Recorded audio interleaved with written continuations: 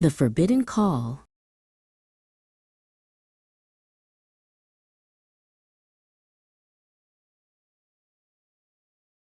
The air in the inner courtyard was heavy with the scent of turmeric and sandalwood. Kartiki sat alone in the dimming light, her skin stained a pale, sun-drenched yellow from the haldi bath. The ritual was meant to purify, yet she felt a mounting weight in her chest.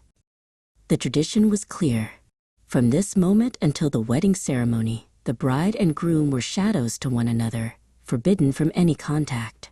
But the silence of the house felt like a cage. Suddenly, a sharp vibration cut through the stillness. Kartiki jumped, her heart hammering against her ribs. She reached into the folds of her silk wrap and pulled out a small, glowing device. The screen illuminated her face, displaying a name that made her breath hitch. Vikram. He was breaking the sacred silence. He was calling her when the stars warned against it. She should have switched it off. She should have stayed in the sanctified quiet of her thoughts. Instead, her thumb swiped the screen. "Vikram?" she whispered, her voice barely a thread. On the other end, his voice was thick, with a longing that ignored every custom they had been raised to respect. For a moment, the world outside the room ceased to exist, replaced only by the dangerous rhythm of his words.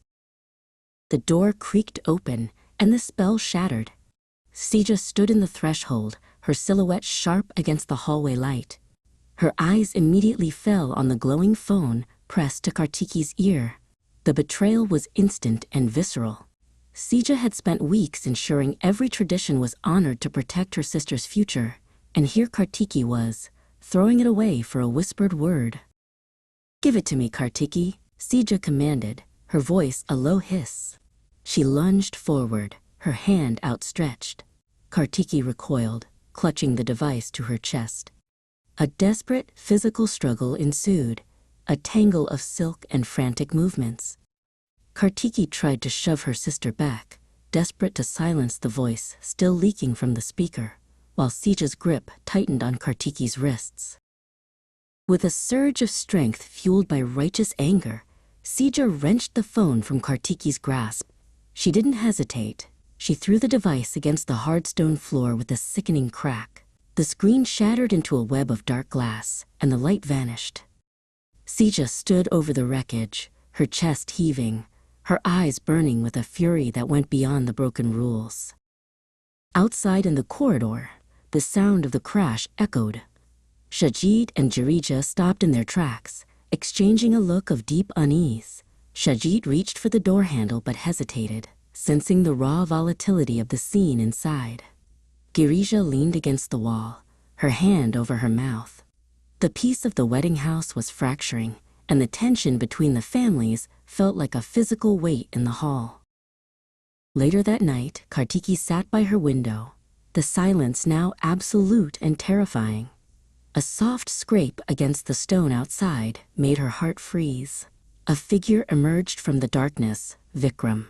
He stood on the narrow ledge, his fingers gripping the iron bars of her window. He looked exhausted, his presence a living manifestation of the guilt she couldn't escape. His eyes begged for a forgiveness she didn't know how to give.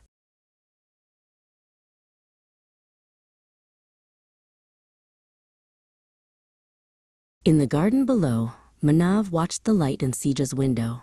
He saw her shadow pace back and forth, a restless ghost. He knew the weight she carried, the burden of being the keeper of everyone's secrets and traditions. He wanted to go to her, to offer a moment of stillness in the storm, but the divide between them felt wider than ever after the evening's violence.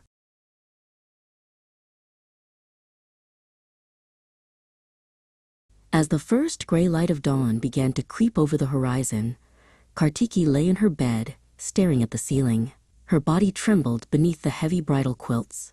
The phone was gone, the rules were broken, and the bond with her sister was frayed.